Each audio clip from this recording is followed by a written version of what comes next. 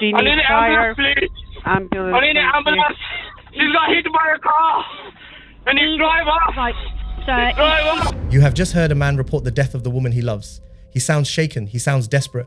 He tells the operator that another car came from nowhere, struck her and sped off into the night. There is just one problem with that story. Every word of it is a lie. The man on that call is the one who killed her. And the truck he is standing beside, the truck he drives for a living, is the weapon he used to do it. Over the next several minutes, you are going to hear how he repeated that lie to call handlers, to paramedics, and to police officers standing only feet from her body. According to the detective who caught him, he stood over her and rubbed her back, but he made no real effort to save her life. This is the story of how a 19-year-old new mother named Lily Whitehouse died on a quiet road in Oldbury, and how the man who put her there almost talked his way out of it. It is the 5th of November, 2025, bonfire night in the West Midlands. The sky over Oldbury will be cracking with fireworks in a few hours. For Mohammed Azim, it is also a birthday. He is turning 41 years old on this exact day, and before the night is over, he will commit a murder. Earlier that evening, 19-year-old Lily Whitehouse is doing the thing that matters most to her in the world. She is visiting her baby. Her child was born 10 weeks premature and is being cared for in the neonatal intensive care unit at Russell's Hall Hospital. Lily has been described by the people who knew her as full of light, laughter, and kindness. She has just secured a flat of her own. She has been gathering the small things a baby needs, getting the place ready for the day her child is well enough to come home.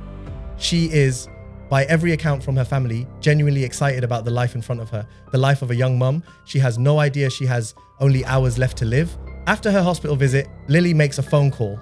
The person she calls is Azim. The two of them have a history that is difficult to describe in simple terms. They met when she was just 16 and he was 37, after exchanging numbers on a high street in West Bromwich. The relationship that followed was on again, off again, and according to those closest to Lily, frequently volatile. But on this night, she calls him and he comes. He picks her up in his recovery truck, a flatbed Mercedes Sprinter, the same vehicle he uses for his work hauling other people's cars. What happens between the moment she climbs into that truck and the moment she is lying broken on the tarmac is something only two people ever truly knew, and one of them did not survive to tell it. What the court would later establish is this. At some point that evening, the two of them end up parked on Old Park Lane, a wider road nearby, and at some point an argument begins. Here is what the cameras captured. Lily is out of the truck and on the road. The truck moves toward her. Azim is seen pushing her with the vehicle, the front of a multi-ton recovery truck advancing on a teenage girl on foot, and then the two of them move out of the camera's view. What happens in that blind spot is the heart of this case. Because off camera, on a section of road no lens was pointing at, Lily Whitehouse is pinned against a lamppost by the front of that truck. The pressure crushes her chest. A Home Office pathologist would later find the injuries were predominantly to her right side, sustained while she was upright, a broken upper arm, fractured ribs, a laceration to her liver, catastrophic trauma to her chest that caused severe internal bleeding. Those injuries are what killed her. She is 19 years old. Her baby's lying in a hospital incubator across town, waiting for a mother who is never coming back. And now watch what the man responsible does next. Within 2 minutes of the collision, before the dust has even settled, Azim has lifted Lily's body and placed her back into the recovery truck. Then he picks up the phone and dials 999. Think carefully about what that means in terms of sequence. Not first aid, not pressure on the wound, not even cradling her. The first considered action this man takes after crushing a teenager against a lamppost is to construct a story. I tried to chase as well, man, if I could stop, man, but I couldn't. He was just literally at the back here, man. Okay. She came from there, from Castlegate. I picked her up from Thingy, man. I was dropping her here. She's crossing the road. Some come in. I swear, man. I was going to drive to A&E now.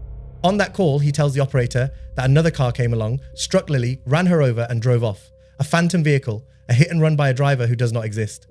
He has turned himself in the space of a single phone call from the killer into the witness. The emergency response is immediate.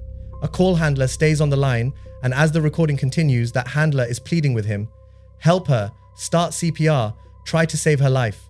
And here is where the coldness of this becomes almost difficult to comprehend. Azim does not do it. He stands over her. On a couple of occasions, he is seen to rub her back, a small performative gesture, the kind of thing a person does when they want to look like they are helping. But he makes no real attempt to save the life of the woman lying in front of him. The detective who would later lead the case put it plainly. He made no real effort. He simply waited, and he stuck to his story. When the paramedics arrive, he tells them the same thing. A car hit her. When the police arrive, he tells them the same thing again, and then he adds a flourish, a detail designed to sell it.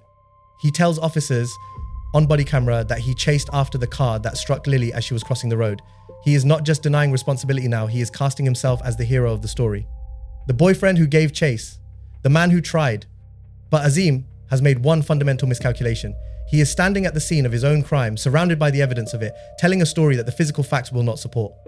And the officers around him are trained to notice exactly that. The version of events does not hold. There is no second vehicle. There is no debris consistent with the collision he describes. There is the truck, there is the lamppost, there is Lily, and there are the injuries on her body, injuries that tell a story of being pressed and crushed in one position, not struck and thrown by a passing car. Azim is arrested at the scene on suspicion of murder. The man who called for help is taken away in the back of a police car. And on the journey, and in the months that follow, something becomes clear about him that the detective would later find almost more chilling than the lie itself. Detective Inspector Nigel Box of West Midlands Police led this investigation, and his assessment of the man he arrested is worth hearing in full effect. He describes a domestic abuse perpetrator. He describes an incident that escalated out of an argument the two of them were having. And he describes a man who throughout the entire court process never once showed remorse. Not for Lily, not for her family. According to the detective, what was noticeable was how focused Azim was on himself, on the fact that he was in prison, on the fact that he was being made to come and relive the events of that night. At no point, the detective said, did he acknowledge Lily's family and the devastation he had caused them. And at no point did he acknowledge Lily at all. Sit with that for the length of a court trial.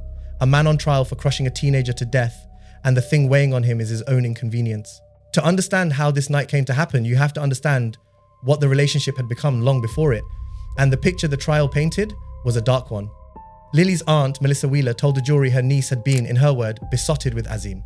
But she also described a relationship that involved a great deal of fighting and a man who would block Lily when she tried to reach him. There was the matter of the baby. The child was not Azim's. And according to the aunt's testimony, he was not happy that Lily was pregnant. She would hide her bump under long clothing when she visited him, concealing her own pregnancy from the man she was seeing to keep the peace. Consider what that tells you about the dynamic between them. Then there was the most disturbing detail of all. The aunt told the jury that Lily had gone into labor 10 weeks early after she fell to the ground when Azim sped off in his vehicle. A premature birth, on this account, connected to an incident with the very same truck that would later kill her.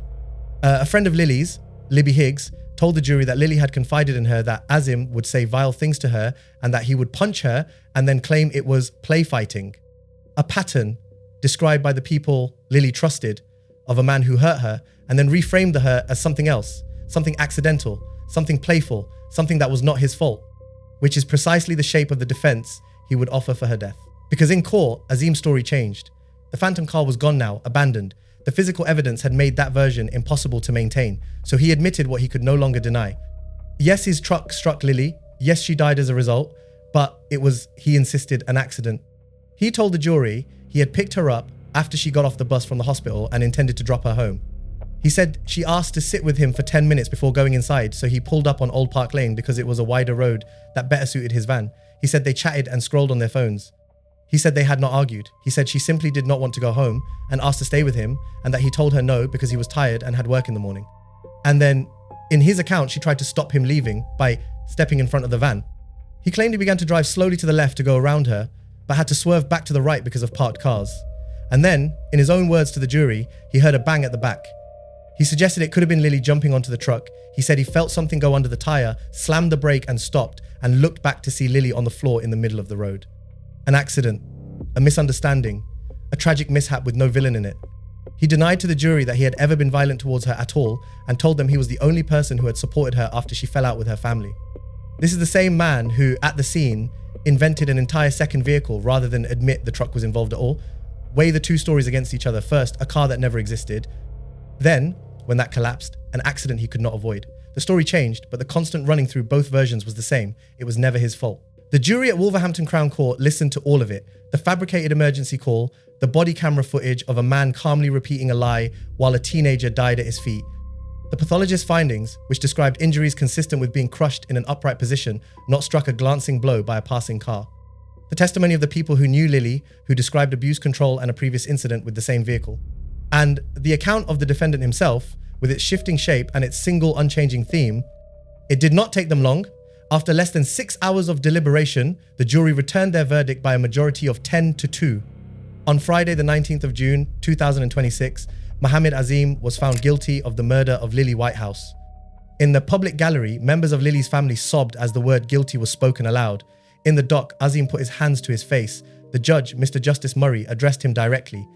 He told him he had been found guilty of the murder of Lily Whitehouse, that he was remanded into custody, and that he would be sentenced on the Monday. You may now go down. Forwards. And the man who turned 41 by killing a teenager was taken below to await the rest of his life. It would be easy to end this story on the verdict, on the justice. But that is not where the weight of it lives. The weight lives in the things that did not happen. Lily Whitehouse was 19 years old. She had a flat she was getting ready. She had a baby fighting to grow strong in a hospital incubator, a baby she was visiting on the very last evening of her life. She was, in the words of the detective who fought for her, looking forward to being a young mum, and Azim took that opportunity away from her. That child will grow up having never known its mother because a man turning 41 decided in the course of an argument on a dark road that if he could not have her, the night would end the way it did. The phantom car was never real. The accident was never an accident, and the man who stood over her, rubbing her back while a call handler begged him to save her, was never trying to save anyone but himself. Mohammed Azim is due to be sentenced at Wolverhampton Crown Court on Monday the 22nd of June 2026. Whatever number the judge attaches to his tariff, it will be measured in years. Lily's family will measure their loss in something with no number at all.